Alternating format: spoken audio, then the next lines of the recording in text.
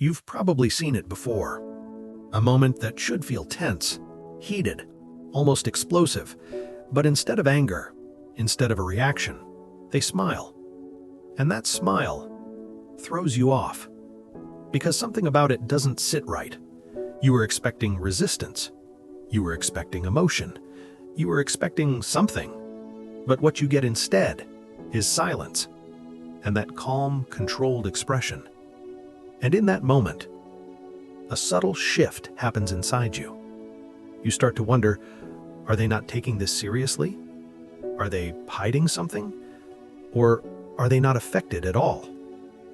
That uncertainty is where the discomfort begins. Because most people are wired to react during conflict.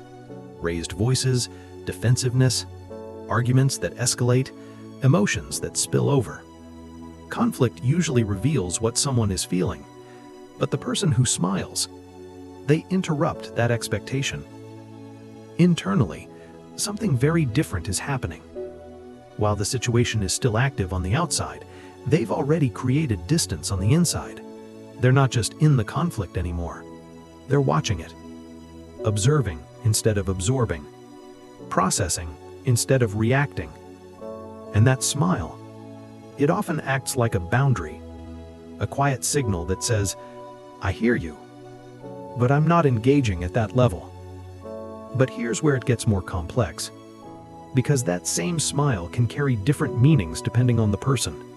For some, it's a coping mechanism. When emotions start to rise, instead of letting those emotions take over, they contain them.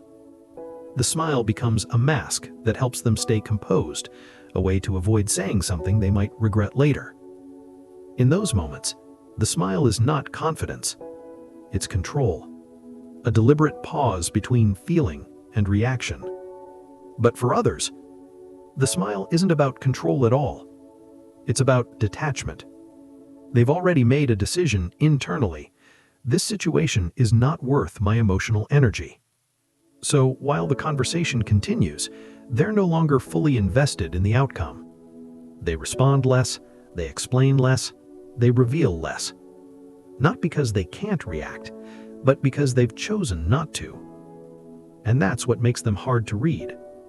Because you're looking for emotional cues that never fully show up. No escalation, no breakdown, no visible shift in energy. Just that same steady expression. That same quiet smile. And psychologically, that can feel unsettling. Because when someone reacts, you understand where they stand. But when someone smiles during conflict, you lose that clarity. You can't tell if they're hurt. You can't tell if they're indifferent. You can't tell if they're suppressing something or completely in control of it. And that uncertainty forces your mind to fill in the gaps. You start analyzing their tone, their body language, their timing, trying to decode what isn't being expressed directly. Meanwhile, the person smiling has already simplified the situation internally. They've reduced the emotional noise. They've separated themselves from the intensity. They've stepped into a more observational mindset. Not every conflict deserves a reaction. Not every moment deserves emotional investment. And sometimes, that smile is their way of communicating that silently. But here's the deeper layer most people miss. That smile can also protect them. Because reacting emotionally often gives the other person access to your internal state. It reveals triggers. It reveals vulnerabilities. It reveals how much the situation is affecting you. By not reacting and instead maintaining that calm expression, they keep that information to themselves. So what you're left with is ambiguity. And in conflict, ambiguity shifts power. Because now, you're not just responding to what they say. You're also trying to interpret what they mean. And that mental effort changes the dynamic of the interaction. So the next time you see someone smile during conflict, don't rush to label it as indifference or confidence or even avoidance. Because sometimes, that smile is the result of something quieter.